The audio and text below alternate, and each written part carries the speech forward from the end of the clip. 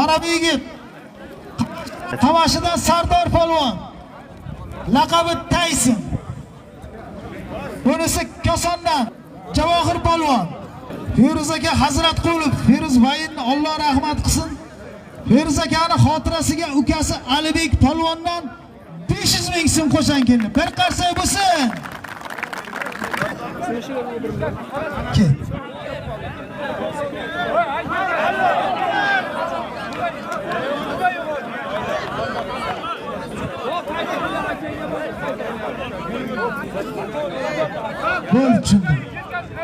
Bo'lchindi. Mehmon nima desa shu bo'ladi.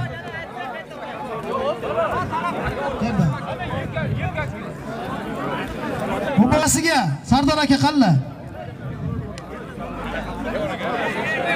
O'tir ukajon. Tayson zahmatiga oldi. Tayson zahmatiga. O'tir tur hozir rishat qilamiz. O'tir. Mayli xol. Hozir nimadir qiladi. Qarab turinglar. Ulug' aka Kamolovning hisoblaridan 500 ming so'm hikoya. Murodjon, mana shu ikkitaga qaraysiz. Mana ikkalasi ham bo'lmadi haqiqatan. To'g'ri. Haydaysan. Lekin juda chiroyli bo'lasak bo'ldi. Chiqib turinglar, hozir keladi. Bularni kim jo'natdi, Navruz? Mana qara, bitta yiga bo'ladi, 40 ta yiga bo'lmaydi, bochiq. Ha, ayla u men jo'natgan bo'ldi. Nima bo'ldi?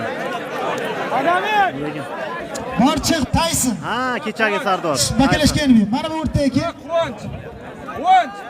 Bular nima zot qo'ygan edim? Anvar o'zing qara. Holatda Anvar yaxshi biladi. Feruz aka Hazratqulovning xotirasiga ukasi Alibekdan 500 ming zot qo'ygan edim, ha? Yana 1,5 million zot bering, bu ikkovin zoti 2 million. Qanday bo'ldi zot? Zot qanday bo'ldi? Tomosha bersa puldan yeyamiz yigitlar. Zot qanday bo'ldi? Zot aytingizlar. Zotni beramiz. 300 taga chiqdik mana.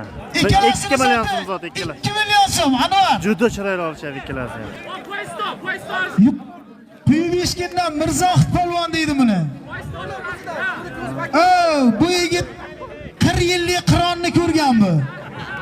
Bu Yevropa chempioni bu. Rossiyaga borib chempion bo'lib kelganda bu.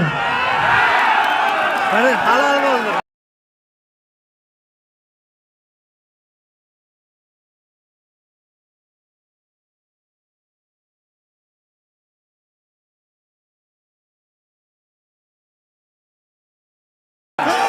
Halolmi?